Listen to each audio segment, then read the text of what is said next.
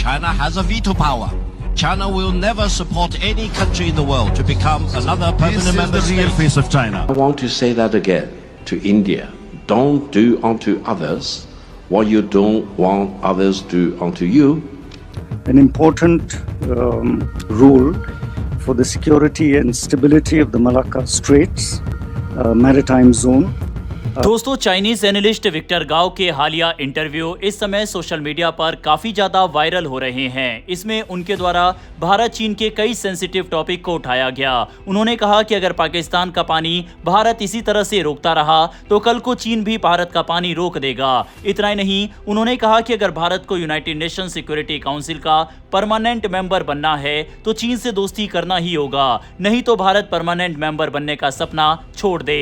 ये पहली बार नहीं है जब चीन के एनालिस्ट की तरफ से इस तरह की धमकी भरे बयान दिए गए हो। इस टॉपिक पर आगे बात करने से पहले विक्टर गाओ ने भारत को लेकर क्या क्या कहा, चलिए इसको सुनते हैं। But you know, the biggest political ambition of India now is to become a permanent member state of the United Nations Security Council. Let me tell you, if India does not treat China as a friend, India will never be a permanent member state of the Security Council of the United Nations. Why? Because China has a veto power.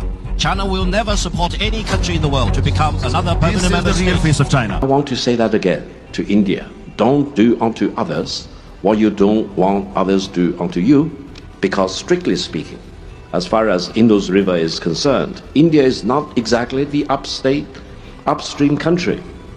And China and Pakistan, fully respecting each other, can really do many things together to make sure the IWT clauses should be strictly.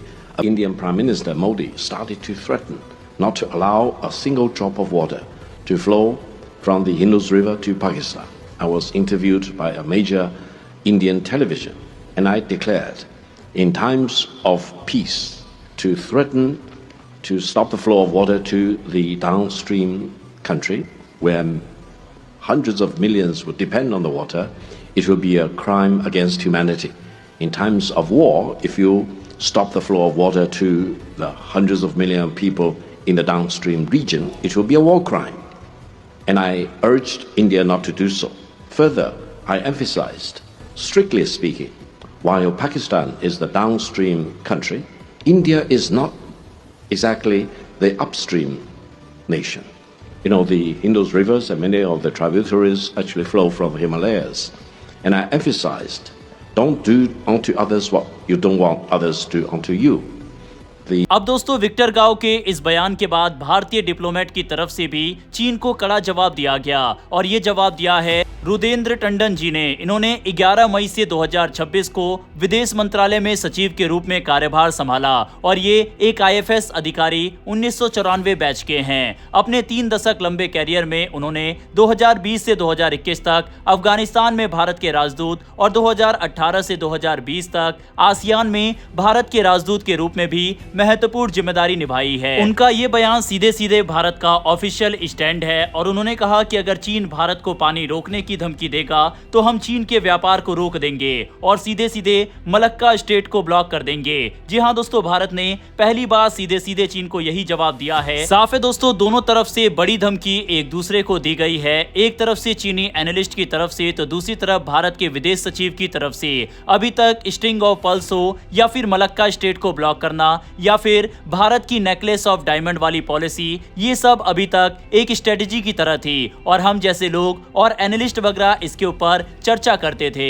लेकिन अब खुलकर सरकारों की तरफ से और बड़े बड़े एनालिस्ट की तरफ से ऐसी बातें कही जा रही है, जिससे साफ होता है कि दोनों देश एक दूसरे को काउंटर करने के लिए अलग अलग तरकीब निकाल रहे हैं। चीन के एनालिस्ट की धमकियों के बाद अब यह भी साफ हो गया है कि भारत के लिए अंडमान निकोबार को डेवलप करना और निकोबार प्रोजेक्ट कितना जरूरी है। कल को अगर कुछ भी होता है तो भारतीय नेवी आसानी से चीन का रास्ता रोक सकती है। आपको आंकड़ों में बताए तो चीन का लगभग 60% व्यापार यहीं से होता है। इतना ही नहीं, चीन जो तेल खरीदता है उसमें से 80% तेल इसी रास्ते से उसके पास आता है। ये मार्ग चीन के लिए इतना महत्वपूर्ण है कि इसे चीनी रणनीतिकार मलक्का दुविधा यानी मलक्का डायलेमा कहते हैं, क्योंकि किसी भी नाकाबंदी की स्थिति में चीन की अर्थव्यवस्था गंभीर रूप से प्रभावित हो सकती है। हालांकि चीन इससे अपनी निर्भरता कम करने के लिए पूरी एड़ी चोटी का जोर पिछले कई दशक से लगा रहा है। इसके लिए पाकिस्तान के अंदर सीपैक प्रोजेक्ट शुरू किया गया, लेकिन बलूचियों के विद्रोह के बाद बिलियंस ऑफ डॉलर के निवेश के बावजूद ये प्रोजेक्ट कंप्लीट नहीं हुआ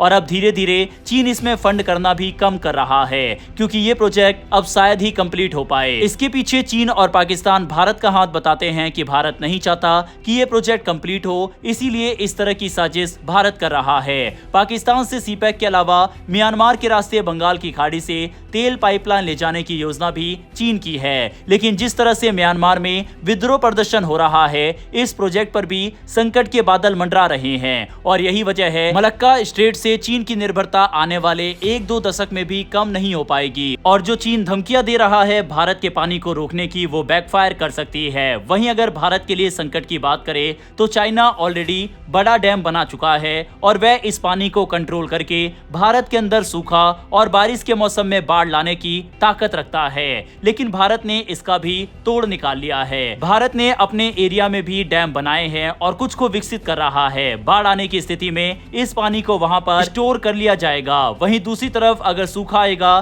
तो बता दें कि नॉर्थ ईस्ट एरिया में बारिश काफी होती है और कई छोटी छोटी नदियां वहां मौजूद है। तो चीन की इस धमकियों से भारत को ज्यादा चिंतित होने की जरूरत नहीं है, बल्कि उल्टा ये स्थिति चीन के लिए ही संकट पैदा कर सकती है और उसका ही ट्रेड रुक जाएगा। लेकिन दूसरी ओर यूनाइटेड नेशन की बात सच है, अगर चीन ने भारत को सपोर्ट नहीं किया तो भारत का सपना यूनाइटेड नेशन सिक्योरिटी काउंसिल में परमानेंट सदस्य बनने का कभी भी पूरा नहीं हो पाएगा। हालांकि कुछ समय पहले चीन और भारत के बीच जो मीटिंग हुई थी, उसमें चीन ने भारत की परमानेंट सदस्यता का धीमे स्वर में ही समर्थन जरूर किया था। आप बाकायदा स्क्रीन पर इसका आर्टिकल देख सकते हैं। दरअसल कुछ महीने पहले भारत और चीन के बीच नई दिल्ली में एक रणनीतिक वार्ता हुई, जिसमें चीन के एग्जीक्यूटिव वाइस फॉरेन मिनिस्टर मा झाओसू और भारत के विदेश सचिव विक्रम मिस्री शामिल हुए। इस बैठक के बाद चीन ने कहा कि वह संयुक्त राष्ट्र सुरक्षा परिषद यानी यूएनएससी में स्थायी सदस्य बनने की भारत की इच्छा को समझता है और उसका सम्मान करता है।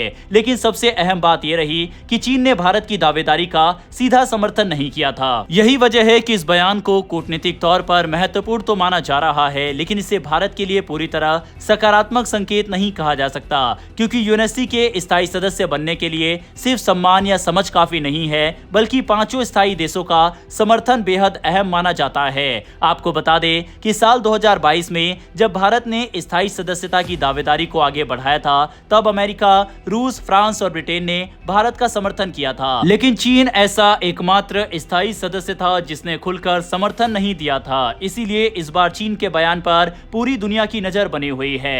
यूएनएससी में फिलहाल 5 स्थायी सदस्य हैं, अमेरिका, रूस, चीन, फ्रांस और ब्रिटेन। इन सभी देशों के पास वीटो पावर है, यानी किसी भी बड़े प्रस्ताव को रोकने की ताकत। भारत लंबे समय से इस परिषद में स्थायी सदस्य बनने की मांग कर रहा है और उसका तर्क है कि दुनिया की सबसे बड़ी आबादी होने वाले और तेजी से उभरते देशों में शामिल होने के कारण उसे भी इस परिषद में स्थायी स्थान मिलना चाहिए। चीन के विदेश मंत्रालय ने बैठक के बाद कहा था, भारत और चीन को एक दूसरे को प्रतिद्वंदी नहीं बल्कि साझेदार के रूप में देखना चाहिए। दोनों देशों को अपने मतभेदों को समझदारी से संभालते हुए सहयोग बढ़ाने की दिशा में काम करना चाहिए। इस साल भारत ब्रिक्स की अध्यक्षता भी कर रहा है, इसीलिए दोनों देशों के बीच बहुपक्षीय सहयोग पर भी चर्चा हुई। लेकिन अभी विक्टर गाओ के स्टेटमेंट के बाद दोनों देशों के बीच थोड़ी टेंशन जरूर बढ़ी है और यकीनन दोनों देशों की मीडिया एक दूसरे देशों की सरकार से स्पष्ट सवाल जवाब करेंगे और ऐसे बयान आते रहेंगे तो संबंध और बिगड़ेंगे, क्योंकि दोनों देशों के पास एक दूसरे को काउंटर करने के लिए कई स्ट्रेटेजिक दाव मौजूद है। वहीं दोस्तों, पिछले 7 सालों से हम इंटरनल पॉलिटिक्स को छोड़कर फॉरेन पॉलिसी और वर्ल्ड अफेयर्स और डिफेंस से जुड़ी वीडियोस को कवर कर रहे हैं। अगर आपको इन पर्टिकुलर टॉपिक में इंटरेस्ट है तो वीडियो के नीचे दिए गए सब्सक्राइब बटन को प्रेस कर बेल आइकन को दबा ले, इससे हमारी डेली वीडियो आप तक सबसे पहले पहुंच पाएगी। फिलहाल इस वीडियो में इतना ही। इस पूरे टॉपिक पर अपनी राय कमेंट बॉक्स में लिखकर बताइएगा। फिर मिलेंगे ऐसी एक नई वीडियो के साथ। धन्यवाद। जय हिंद, जय भारत।